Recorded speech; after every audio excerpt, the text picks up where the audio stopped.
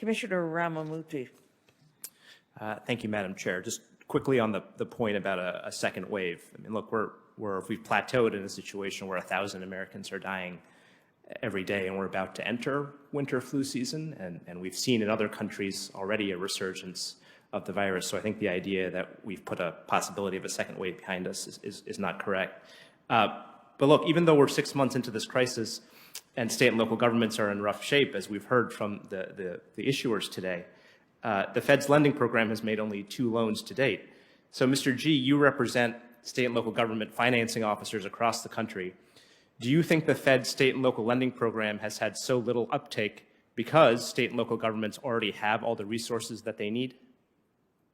No, sir, I do not. I believe that the reason that you don't see usage centers around the way that the program is structured. As I mentioned earlier during my remarks, the 3-year term is restrictive, as is how the proceeds can be used. State and local governments are basically penalized if they use that liquidity facility, which is why I think you've only seen 2 issuers take advantage of it.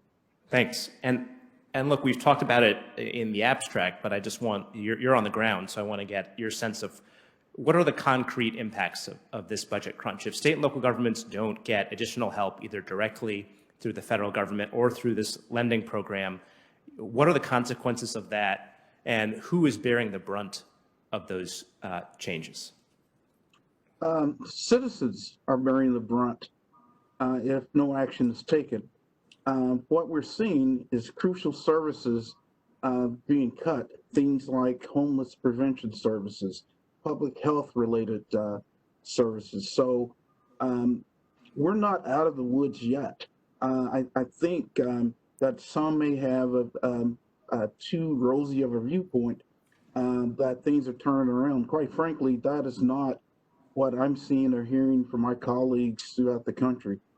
Thank you. And look, there's been plenty of data talking about this idea of a K-shaped recession, where people who are already well off coming into the crisis are doing okay, but people with lower incomes are really suffering. And of course, the cuts to state and local government that you're talking about also tend to fall disproportionately on those folks who are already suffering. So let's talk about how to make this program more useful within the legal restrictions that Congress has created. Mr. G, your testimony asks for the Fed to set their rates as low as possible within the law. Mark Zandi, who just testified, said that the rate could go as low as just slightly above the federal funds rate, which in other words is pretty close to 0. How low of a rate would you support? I would support anything that's at a market level or lower than a market level.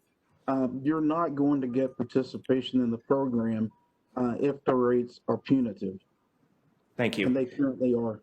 Thanks. And Mr. McCoy, I want to bring you in here because your testimony noted that even though you ended up using the Fed's lending program, the MTA paid an interest rate of 1.9%, which was actually quite a bit higher than the 1.3% that you paid just before the pandemic hit for a similar type of note.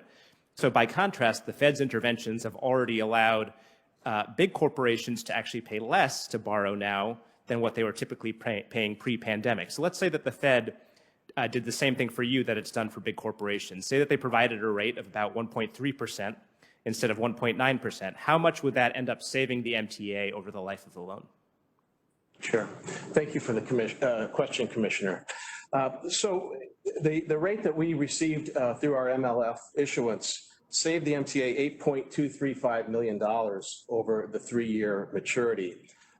Just to give you a more granular detail, 1 basis point change in the rate is equivalent to $135,000 on that $450 million loan. So it clearly saved us money, and that was a good thing. But again, I come back to the other part of my testimony where we talked about the revenue loss that we're experiencing. And, one of the other witnesses talked about, property taxes not being, impacted so severely by COVID. Well, here at the MTA, we don't receive property taxes. We're not a taxing entity. We rely on fare box revenues. And we have the highest fare box recovery ratio of any public transportation provider in the country.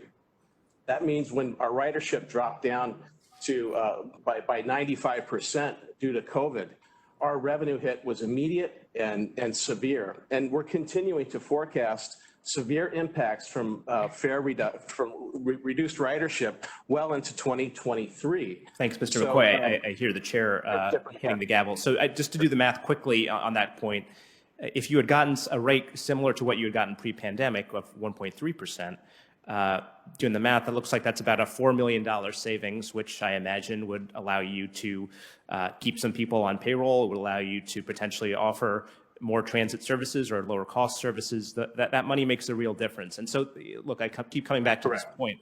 If we are able, if the Fed is able to offer state and local governments just the same type of deal that it is offering corporations right now, it can make an enormous difference in people's lives. It can make a difference in the lives of children and people with disabilities and seniors and others who are often more dependent on services that the state and local governments provide. That's really what's at stake here. Thank you.